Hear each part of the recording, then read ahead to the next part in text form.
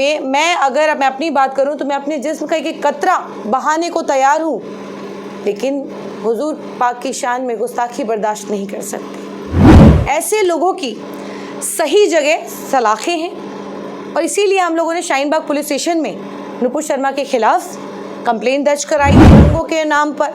और लगातार जिस तरीके से हिजाब पहनावे खान पीन पर जिस तरीके से प्रहार हो रहा है, उसके बाद मुसलमान सब्र कर रहा है। लेकिन इनको बहुत अच्छे से मालूम है कि अगर कुरान और प्रॉफिट के बारे में अगर कुछ कहेंगे तो मुसलमान प्रतिक्रिया ज़रूर देगा, क्योंकि मुसलमान मरने के लिए तो तैयार है, सर कटवा लेगा, लेकिन बर्दाश्त नहीं करेगा हुजूर की शान में कोई भी गुस्ताखी। जहाँ तक मुसलमानों की बात है, मुसलमानों ने बाबरी दी, देश की अमन शांति के लिए बर्दाश्त किया।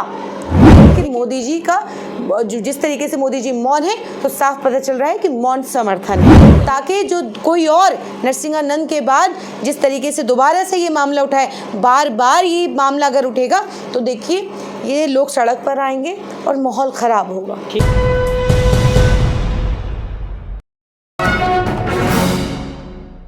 नमस्कार, आप देख रहे हैं न्यूज़ एमएक्स। मैं आपके साथ राशिद, हमारे साथ एडवोकेट आरिफा खानम मौजूद है। इनसे बातचीत करेंगे जिस तरह से लगातार देश में जो माहौल बना हुआ है, एक तरह के बयान लगातार लोग दे रहे हैं, जिस तरह से भाजपा के प्रवक्ता से लेकर नेता तमाम लोगों के बयान आ रहे हैं। नुपुर शर्मा ने हाल ही में जो प्रॉफिट मोहम्मद पे जो कमेंट किया है, बयान दिया, इसको लेकर के शाहीन बाग थाने में इन्होंने कंप्लेंट दायर की है। क्या कुछ मामला है मैम, क्या कुछ मामला है और क्या आपने कंप्लेंट किया है? देखिए,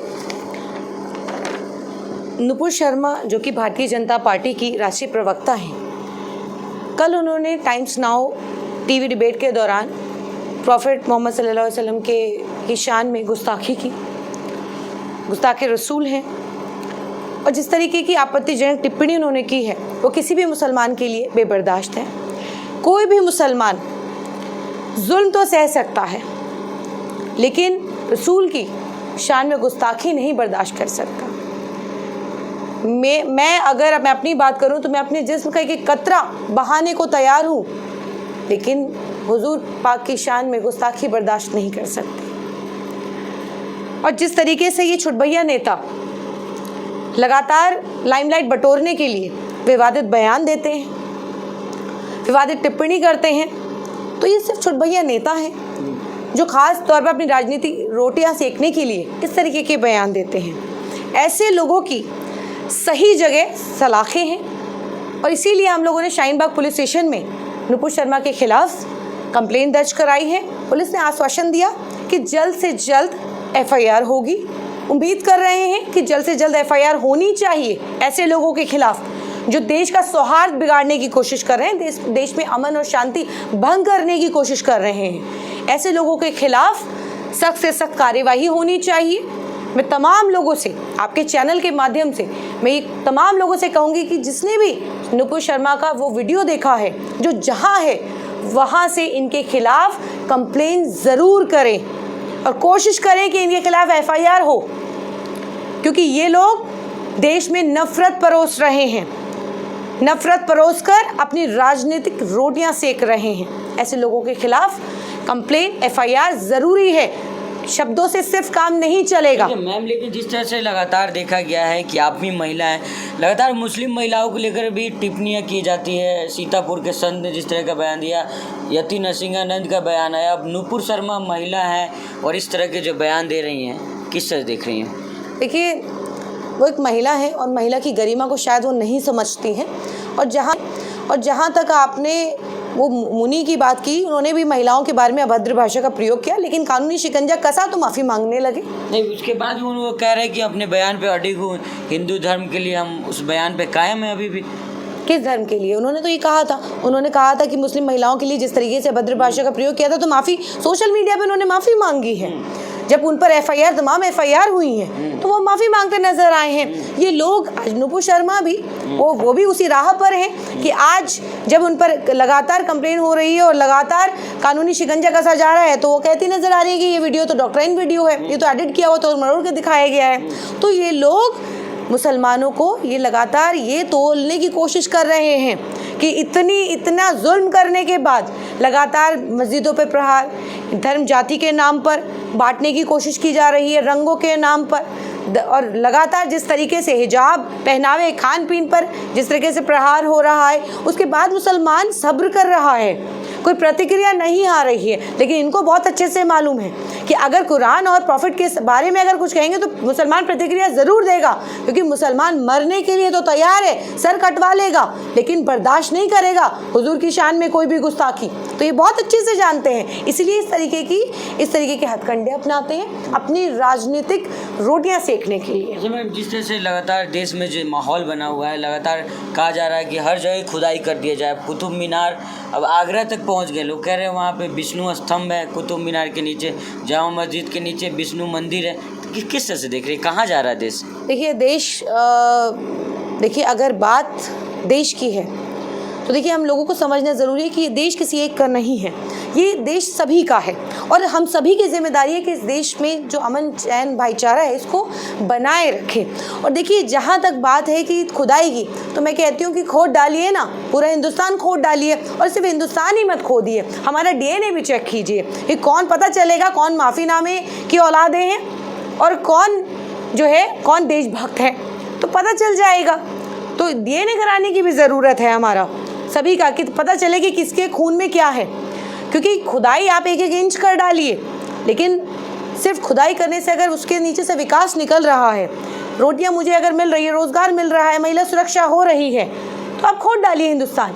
और देखिए जहाँ तक मुसलमानों की बात है, मुसलमानों ने बाबरी दी, देश की अमन शांति के लिए बर्दाश्त किया, लेकिन अगर देश के ऊपर कभी भी किसी भी प्रकार का संकट आएगा, मुसलमान बार बार आगे आकर के वो कुर्बानी देने को तैयार है। लेकिन जिस तरीके से जगह जगह इस तरीके की मानसिकता के तहत लोगों की जिस तरीके से एक समुदाय की मस्जिदों के ऊपर, इबादत गाहों के ऊपर धर्म जाति के नाम पर लोगों को बांटने की कोशिश की जा रही है, ज़बरदस्ती छीनने की कोशिश की जा रही है, तो मुसलमान एक हद तक, आप देखिए, एक हद तक प्रहार कीजिए, एक हद तक जुल्म कीजिए। मुसलमान चुप बैठने वाला नहीं है, मुसलमान संविधान के दायरे में रह करके संवैधानिक लड़ाई लड़ेगा।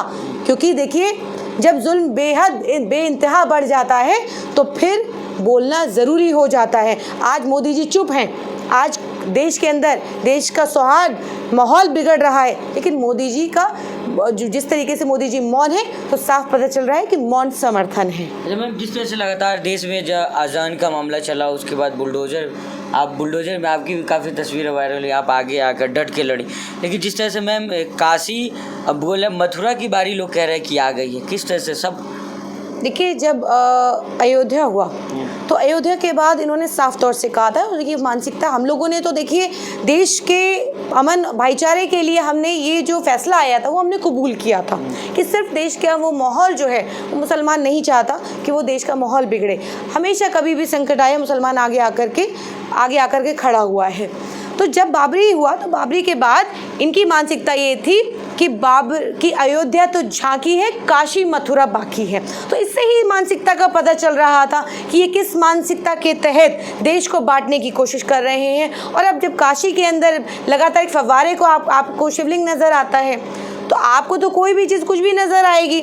आप कल को ये मेरे घर के नीचे कहेंगे कि मेरे घर के अंदर मंदिर, मेरे घर के नीचे मंदिर है। तो आज ये समझना बहुत ज़्यादा ज़रूरी है कि कुछ परसेंट ऐसे लोग हैं जो हिंदुत्ववादी, जो आरएसएस की विचारधारा के लोग हैं, वो देश का माहौल ख़राब करें। असल जो सेक्युलर है, असल हिंदू जो है, वो नहीं चाहता कि देश का सौहार्द बिगड़े, देश का माहौल बिगड़े। क्योंकि देखिए 1991 जो प्लेसेस ऑफ वर्शिप एक्ट है वो साफ कहता है, वो ये प्रोटेक्शन देता है। लेकिन उसके बावजूद भी अगर आप अदालतों से वो फैसले लाने शुरू कर दें, अदालतें सुनना बंद कर दें, तो फिर आप किससे कहेंगे? तो आज उम्मीद ये है कि न्यायपालिका, जो डेमोक्रेसी के चारों स्तंभ हैं, वो चारों स्तंभ से उम्मीद की जाती है कि देखिए आप देश में जो ये हालात बिगड़ रहे हैं, उसको अब हम सबको की जिम्मेदारी है कि उसको संभाला जाए, उस पर चिंतन किया जाए, चिंतन और मंथन करने की ज़रूरत है। क्योंकि एक वक्त ऐसा आएगा कि जब ये इस खुदाई करते करते और बुलडोज़र, नफ़रत का जो बुलडोज़र चलाते चलाते आप एक जगह ऐसी जगह पहुंच जाएंगे कि आप और हम ये सोचेंगे कि हमने अपनी आने वाली जनरेशन के लिए कुछ नहीं किया। तो आज तमाम भाइयों से, मैं तमाम हिंदू भाइयों से अपील करूंगी कि घर से निकलें। आप पढ़े लिखे लोग हैं, आज देश को बांटा जा रहा है, घर से निकलें, आवाज़ उठाएं। ऐसी जो सांप्रदायिक ताकतें हैं उनके खिलाफ आवाज़ उठाएं, उनके खिलाफ खड़े हों, क्योंकि नुकसान सिर्फ एक समुदाय का नहीं होगा। लगेगी आग तो आएंगे कई घर जद में। राहत इंदौरी साहब ने यूं ही नहीं कहा, यहाँ पर सिर्फ हमारा मकान थोड़े ही है, तो ये सिर्फ यूं ही नहीं कहा गया। तो इसीलिए आप सभी से अनुरोध है, मेरे तमाम हिंदू भाइयों से अनुरोध है कि इसको समझिए। देश के जो हालात हैं उसको समझना ज़रूरी है, आप लोगों का सामने आना ज़रूरी है। और देश को जो नफ़रत, जो अंग्रेज़ों ने जो फूट डालो शासन करो की नीति अपनाई थी, आज ये भारतीय जनता पार्टी और आरएसएस मिलकर देश को बांटने का काम कर रही है, नफरत फैलाने का काम कर रही है। मैम, आखिरी और अहम सवाल लेंगे। आप यहाँ पे ली हुई है कंप्लेन, ये क्या चाह रही हैं आप? क्या कुछ कार्रवाई हो नुपुर शर्मा के ऊपर?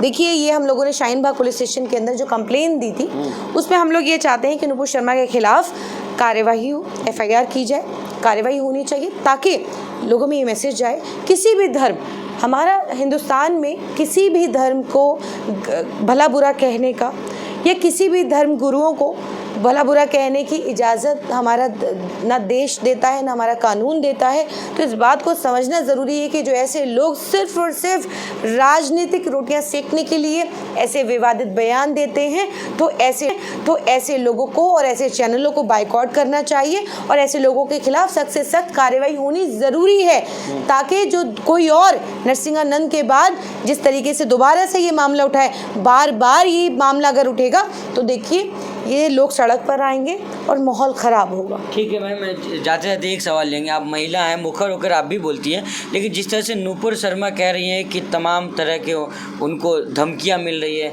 रेप तक करने के लोग धमकियां दे रहे हैं, उनको घर से निकलना दुश्वार हो गया, क्या कहेंगी? आप भी महिला हैं एक। देखिए, मैं नहीं जानती कि उनको किससे खतरा है, लेकिन मैं एक बात ज़रूर अपने भाइयों से कहूँगी, तमाम जो मुस्लिम भाइयों उनसे मैं एक बात ज़रूर कहूँगी कि आप लोगों से मेरी पर्सनल रिक्वेस्ट है कि आप जो नुपुर शर्मा ने किया है वो नाकाबिलियत बर्दाश्त ज़रूर है, लेकिन हमें और आप सभी को मिलकर सब्र से काम लेना है। कानूनी लड़ाई को कानूनी दायरे में रह कर के लड़ना होगा। नुपुर शर्मा को भला बुरा या गाली गलौज करके कुछ हासिल नहीं होगा, बजाय इसके कि आप पर 4 मुकदमे होंगे। तो आपसे गुजारिश मेरी ये है कि आप नुपुर शर्मा को भला बुरा ना कहें, बजाय इसके आपने नुपुर शर्मा का वो वीडियो देखा है तो उसके खिलाफ कंप्लेन और एफआईआर ज़रूर कराएं, क्योंकि ये ज़रूरी है। ऐसे लोगों को सोशल मीडिया, आजकल जिस तरीके से सोशल मीडिया का ज़माना है, सोशल मीडिया पे कोई कुछ भी लिख सकता है, लेकिन आपसे रिक्वेस्ट है कि आप लोग ऐसे अभद्र भाषा का प्रयोग करने से बचें, अपनी ज़ुबान को गंदा ना करें और ऐसे लोगों के खिलाफ सख्त से सख्त कानूनी कार्यवाही की मांग करें, कंप्लेंट दर्ज कराएं, एफआईआर दर्ज कराएं। बहुत शुक्रिया मैम। बहुत शुक्रिया। तो ये थी आरिफा खानम, सुप्रीम कोर्ट के एडवोकेट है। तमाम मुद्दे बातचीत करी थी, जिस तरह से नुपुर शर्मा ने प्रोफेट मोहम्मद के लेकर बयान दिया, इसको लेकर इन्होंने शाहीन बाग थाने में कंप्लेन भी की और आगे जो है प्रशासन से कार्रवाई करने की मांग करी। और जिस तरह से नुपुर शर्मा कही है कि लगातार उनको लोग जो है धमकियां दे रहे हैं, उसको लेकर भी कह रही हैं कि तमाम लोगों को प्रशासन कार्रवाई करेगी, लोग जो है कोई भी अभद्र टीका टिप्पणी ना करे और नुपुर शर्मा को कोई भी धमकी ना दे। बाकी और भी खबरों के लिए हमारे साथ बने रहिएगा।